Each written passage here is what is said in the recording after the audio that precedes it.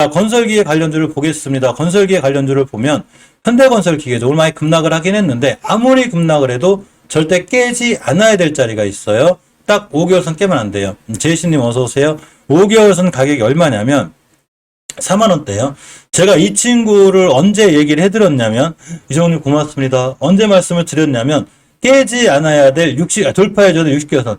60개선이란 친구가 이렇게 강력해요. 그래서 60개선을 뚫고 안 뚫고에 따라서 그 다음 상황이 결정이 되는데, 재룡전기가 또 한번 설명드릴게요. 어차피 이제 편집해서 나가면 따로따로 나가니까, 아까 알려드렸듯이 재룡전기가 60개선 뛰자마자 급등한 거거든요. 그러니까, 이 현대건설기에도 뛰려면 완벽하게 60개선 돌파해 줘야 되는데 좀 높게 살 수 있잖아. 그러면 예를 들면 나는 5개월선 깨지 한 자리 사겠다. 오늘 물론 시장이 많이 밀렸기 때문에 급락도 했고 현대건설기에만 급락한 게 아니죠. 오늘 그 많은 종목들이 전체적으로 다 급락을 했어요. 이종훈님 축하드립니다. 자, 어쨌거나 우리가 중요하게 봐야 되는 건 5개월선을 절대 깨지 않아야 되는 거예요. 5개월선만 이탈하지 않으면 다시 한번 우리가 주식을 매수할 만한 타임이 되고 5개월선 깨게 되면 일단 사지 마요. 복귀할 때까지. 그리고 우크라 재건축 이슈가 될지 안 될지 저게 주식에 좋은 영향을 안 줄지 몰라요. 저걸 맞출 수 있는 사람은 없어요. 단지 저게 이슈화가 된다면 현대건설기계 같은 경우에 5개월선만 깨지 않으면 상황이 좋아질 수 있다. 요렇게 보시는 게 맞습니다. KH연수건 추자 주의 맞았죠. 왜냐면 급등락이 심해서 그래요. 이날 거의 상한가 근처 갔다가 이틀만 폭락했죠. 굉장히 세력들이 심하게 건들고 있는데 일단 월봉 대바닥만 안 깨면 돼요. 월봉 대바닥 근처를 안 깨야 되고 여기 변곡점 하나가 있어요. 이 자리가 994원인데 잠시만요. 970원 깼죠. 그러면 전저점 올 수 있어요. 전저점 깨지 않는 선상에서 대응해야 되고 원체 세력들이 급등락과 급이 심하게 하기 때문에 다시 한번 뛸 수도 있어서 시간을 잠깐 볼까요? 밀렸죠. 오늘 우리나라 주식들이 시간에 좀 많이 좀 밀리곤 하고 있어요. 어쨌거나 앞으로 이전 저점 대바닥이죠. 여기만 깨지 않은 매수할만 하고 깨면 안 돼 대신 확인하고 안 깨는 거 확인하고 매수하고 깨면 바로 손절하고 이렇게 대응하는 게 좋아 보입니다. 역시나 목표가는 20개선이 돼요. 항상 말씀드렸지만 우리가 월봉에서 목표가를 잡는 게 중요한데 최초의 5개월선이 역방향으로 있을 때 이걸 역배열이라고 그러죠. 원래 정상적인 정배열은 5개월, 10개월, 20개월, 60개월 이렇게 있어야 되거든요. 근데 거꾸로 60개월, 20개월, 5개월 역배열이죠. 월봉에서 역배열일 때 사는 거예요. 주식은 땅 떴을 때 20개월 선이 강력한 저항선이 되고 60개월 선이 강력한 저항선이 돼요. 따라서 이런 자리들을 잘 뚫어줘야 되는데 당연히 첫 번째 목표가는 20개월 선이 되는 거예요. KH건설은 목표가가 20개월 선 정도가 되겠구나. 이렇게 보시는 게 중요합니다. 사무개발을 제가 뭐라고 그랬냐면, 이 친구들 해도 너무한 종목이라고 그랬죠. 자, 우리가 어떤 종목들은 그냥 자리를 지켜주고 있기도 하지만, 어떤 친구들은 코로나 때만큼 밀려줬죠. 이게 너무한 거예요. 우리나라가 물론, 금융위기가 올지 안 올지 전 세계적으로 이것도, 이런 걸 맞춘다는 전문가들도 제가 신기하다고 그랬죠. 맞출 수 없어요. 맞출 수 없는데, 엄연히 코로나 때만큼 밀렸거든요.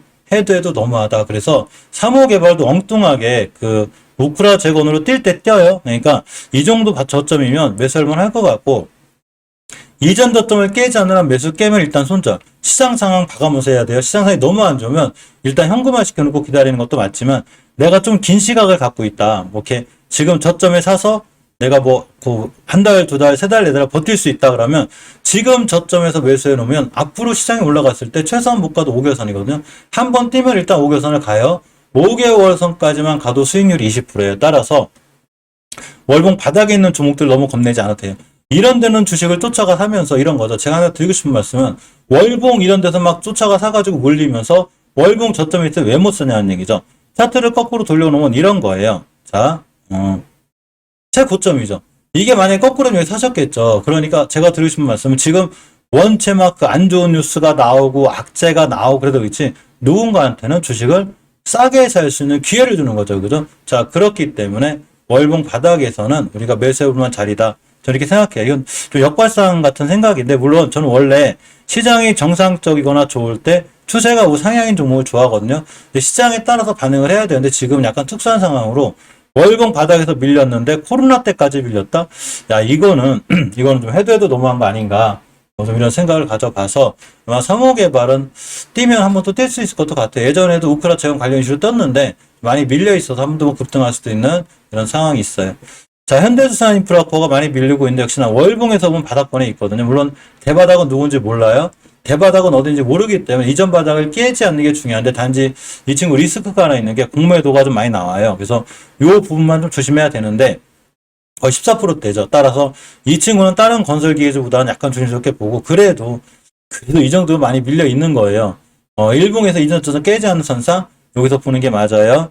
자, DI 파워는 유일하게 월봉에서 제가 이식겨선 가파를 때 조심하라고 그랬죠. 저도 유일하게 이 친구를 손절 쳤어요.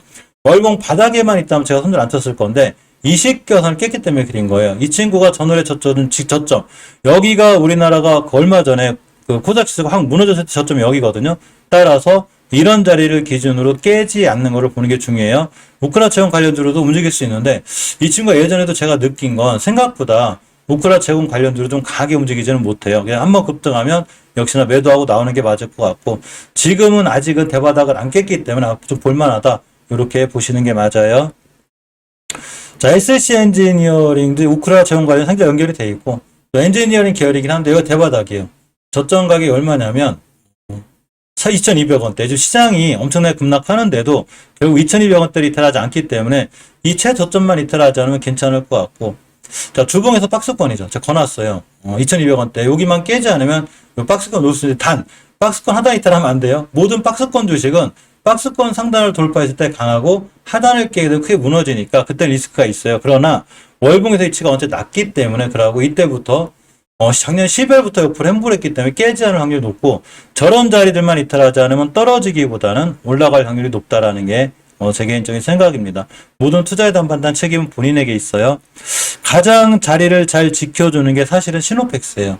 참 특이한 친구인데, 이 친구는 우크라 재건 관련 이슈로도 연결이 돼 있지만 네옴시티도 연결이 잘 돼 있죠. 네옴시티 관련 한번 봐드렸죠. 전혀 5개월선 이탈 안 하고 있어요. 역시나 이탈 안 하기 때문에 추세가 이쁘고 깔끔하고 좋다고 보이고, 주봉에서 보면 중기적으로 조정을 거쳐주는 20주선까지 밀릴 수 있는데, 결국 20주선까지 밀렸다 조정 거쳐주고 나가면 한번 매수해볼 만한 그런 친구기도 해요. 예전에 제가 시노펙스를 얘기할 때 이때부터인데, 실제 여기서 사서 여기서 수익 내신 분들도 많거든요.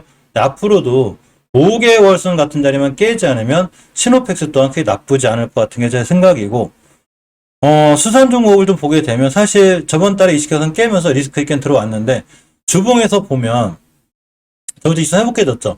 요번 주가 월요일 때 돌려놓는 게 중요한데, 지금 우크라 이슈, 재건 이슈가 나오니까 전저점 기준으로 잘 보시면 한두 번 또 뛸 수도 있어요. 단 이전 저점 더 이상 이탈하면 안 돼요. 월봉에서 깨져 있기 때문에 맘 편하게 보기는 힘들다. 그러니까 각오를 여기까지 해야 되는 거예요. 각오를 여기까지. 그러니까 2,500원까지 각오해야 되고, 만약에 손절 못했을 때 내가 2,500원 근처에 더 살 수 있다, 내가 자금이 준비돼 있다, 이러신 분들은 손절 안 치고 기다려도 되지만, 그런 게 아니거나 단기 스윙으로 들어갔다거나 이러신 분들은 전저점을 이탈하게 되면 반드시 대응하셔야 돼요. 이건 흥국도 마찬가지입니다. 흥국도 보게 되면 월봉에서 봤을 때 역시 대바닥 깨면 안 돼요. 우크라 재건 관련주로 이슈가 있어서 빠르게 뛸 수는 있지만, 전저점이라든가 60개선을 깨게 되면 무너질 수 있는데, 이 친구가 나쁘기보다는 시장 상황에 관해서 밀릴 수 있어요. 자, 주봉에서 보게 되면 전저점 똑같죠. 그러니까 우크라 이슈가 살아있으면 한두 번 뛸 수는 있는데, 역시나 전저점 이탈하지 않는 선상에서 보는 게 굉장히 중요하고, 코스닥 시장이 요번에 급락했을 때 최저점이 여기거든요. 여기. 이런 자리 절대 깨면 안 돼요. 자, 프리엠스도 건설기계 쪽 관련주기도 하면서 이제 이재명 테마주기도 해요. 근데 많이 떨어졌어요. 이 친구도 최소한 가격은 싼 거죠. 그죠?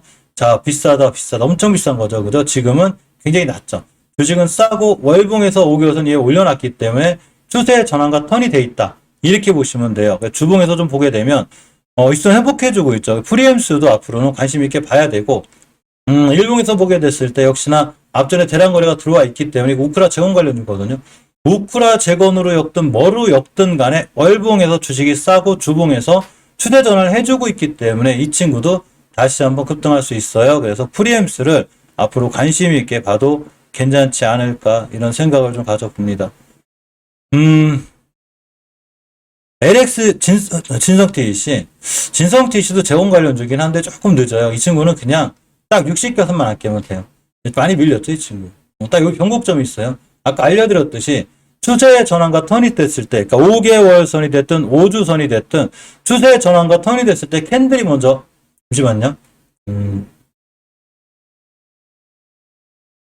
항상 캔들이 먼저 반응하고 차트가 따라가는데, 이렇게 골 같은 이런 데가 생겨요. 이게 중요한 지지선이 돼요. 이게 일봉에서 되든 월봉에서 되든 주봉이 되든 굉장히 중요한데 주봉에서 지켜줄 자리를 지켜주고 있기 때문에 절대 깨면 안 돼요.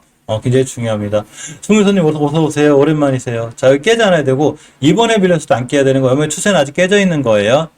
자, LS 일렉트릭은 전기 관련주기도 하면서 건설기 쪽이 좀 연결이 돼 있어요. 이 친구도 심하게 밀리면 5개선까지 밀릴 수 있거든요. 대신에 추세가 원체 이쁘기 때문에 5개월선 잘 지켜줄 때가 중요하고 주봉에서도 절대 우선 이탈하면 안 돼요. 단 5주선만 이탈하지 않으면 추세가 이뻐서 당연히 잘 올라갈 수 있는 이런 상황이 됩니다. 서현탄 메탈도 나쁘진 않은 것 같아요. 서현탄 메탈도 월봉에서 보면 5개월선을 잘 지켜주고 있어요. 이 친구도 건설기에 관련주라 그 우크라 채권을 한번 뛸 수는 있어요. 예전에 급등한 이력도 있고 주봉에서 중기적으로 추세를 거쳐주는 20선만 안 깨면 돼요. 따라서 20주선 근처에서 매수 깨면 손절 바로 이렇게 딱 대응하는 게 맞고 일봉에서 이제 급락하고 있는데 어쨌거나 예전에도 잘 올라왔어요. 그러니까 이 친구 날짜가 6월 3일 보통 믿고 참고 30일 정도 걸릴 때가 있거든요. 그럼 좀 기다려 보면 이런 저점을 기준으로 다시 한번 급등할 수 있으니까 서현탄 메탈도 버리지 말고 잘 꼼꼼히 좀 볼 필요가 있지 않나 생각해 봅니다. 다스코는 원체 급등락이 심하죠. 이 친구 원래 제가 이때 알려드렸거든요. 목표가 찍고 떨어져 다시 왔어요. 지금부터 다스코 20가선만 안 깨면 돼요. 자리가 좋고 추세가 좋아요. 자, 주봉에서 시장 급락해도 이제 급등했다 떨어진 거죠. 어차피 급등에 떨어졌는데 5주선 이탈하지 않으면 되고 일봉에서는 어제 거의 상한가에 붙어있었기 때문에 그런데 단기 단타 스윙을 하더라도 절대 5일선 깨지 않는 자리 여기서 보는 게 맞아요. 이거 깨면 매수하지 마세요. 시간이 좀 밀렸나요? 몰랐죠. 딱 27, 11선만 안 깨면 내일 같은 날도 한번 급등할 수 있지 않나 이런 생각을 가져봅니다. 잠깐 몇 개를 좀 볼까요? 자, 건설기 관련해서 제가 대충 여기까지 보는 이유가 나머지 종목들은 월봉에서 너무 높고 그동안 시세를 크게 냈기 때문에 뛰든 어쨌든 간에 물리면 답이 없는데 이 위에 있는 종목들은 월봉에서 바닥권이기 때문에 우리가 수익을 잘 낼 수 있어서 이런 종목들을 좀 살펴봤고 건설기의 관련주들은 전유수가 떴다 그래서 내일 급등할지 안 할지 제가 그걸 몰라요. 그거를 알 수 있는 사람들은 없기 때문에 대신에 저런 이슈가 먹혔을 때는 깨지 않을 자리만 안 깨면 다시 한번 잘 뛸 수 있지 않나 이렇게 좀 생각을 해보면 한번 관심 갖고 보시면 아마 시장이 좀 안 좋아서 그렇지 살아날 때는 또 한번 강하게 반등해 줄 수 있으니까 건설기의 관련주를 살펴보고 여기까지 건설기의 관련주들은 좀 보도록 하겠습니다.